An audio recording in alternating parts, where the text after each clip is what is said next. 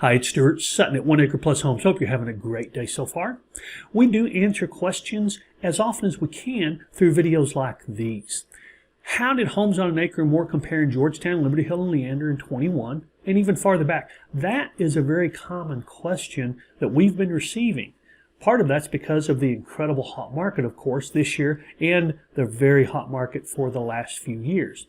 The reason for that question, too, is that Leander, Liberty Hill, and Georgetown seem to compete with each other when it comes to deciding, all right, where am I going to live on the outskirts of Austin on small acreage?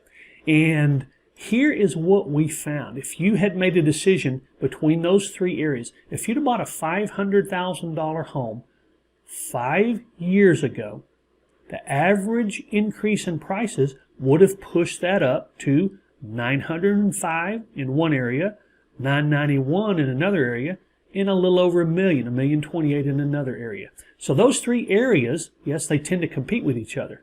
But buying a house is more than just what will it appreciate. There are a lot more factors than that. And we understand that every home is different. In other words, if you buy a home and improve it dramatically, you might do better.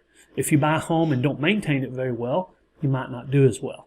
So these are simply averages, kind of generic if you will, but they give you kind of an idea of what's been going on. Let's take a look at Georgetown. Georgetown, Texas, homes on an acre or more in 21 compared to 20, the average price increased about 37%. So the average price for a home on an acre or more in Georgetown, Texas is about $827,500. All right? In Liberty Hill, the 1 year change from 20 to 21 was about 33.65%. Now, you go back and look, not quite as much as Georgetown, all right?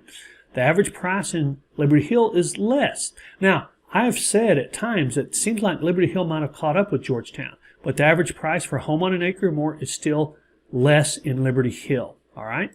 Now, in Leander, 20 compared to 21, we saw 54.5%. That's a big difference. The average price for a home on an acre or more in Leander is now over $1 million. Now, we know a lot of those sales are in Grand Mesa. There are some other great areas as well. There's no doubt about it. Leander has a lot of lovely areas, homes on an acre or more. We're talking about Greatwood, Reagan's Overlook, things like that. So let's go back even more. Let's go back 5 years. So basically, Leander won this one, the 1 year with Georgetown second, Liberty Hill third. However, as you can see, you could buy more house for your money in Liberty Hill than in Leander and in Georgetown. So let's go back 5 years. 5 years ago, Georgetown has increased in average price by 81% over 5 years. And as you saw on the other slide, $827,500 is the average price of a home on an acre or more in Georgetown.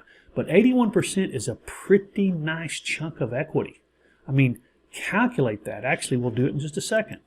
Liberty Hill, you can see, even though Georgetown beat it out for the last year, Liberty Hill actually exceeded the average price increase that Georgetown saw over the last 5 years. However, again, today, the average price is $708,000.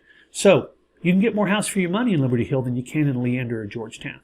But is that what you want? Or is something that Liberty Hill offers valuable to you? Or what Georgetown offers valuable to you? You're looking at schools, all kinds of different factors. Leander, quite impressive, more than doubled in 5 years. The average price increased more than double in the 5 year period. That average price is over $1 million. So had you spent $500,000 on a house in Leander, today the average price, all things being equal, would have pushed it up over $1 million. Now, everything being considered, of course, you could have bought more house in Georgetown or Liberty Hill than you could have in Leander. There's no doubt about it. But Leander seems to have a really good combination of wonderful locations and luxury homes. Liberty Hill has those as well, but the average price is not as high as Georgetown or Leander. And the appreciation was better than Georgetown over the last 5 years. Now, here's my reasoning behind that. I really think Liberty Hill got discovered right about 5 years ago. and people really started heading out to Liberty Hill, and the prices started moving up, although they're still less than Georgetown and Leander. And Georgetown itself actually saw less appreciation than Liberty Hill and Leander over the last 5 years. Bottom line, again, is that there's a lot to consider other than just how much does the average price go up. But when someone asks me this question about those 3 communities in the northwest area of Austin, this is how I respond.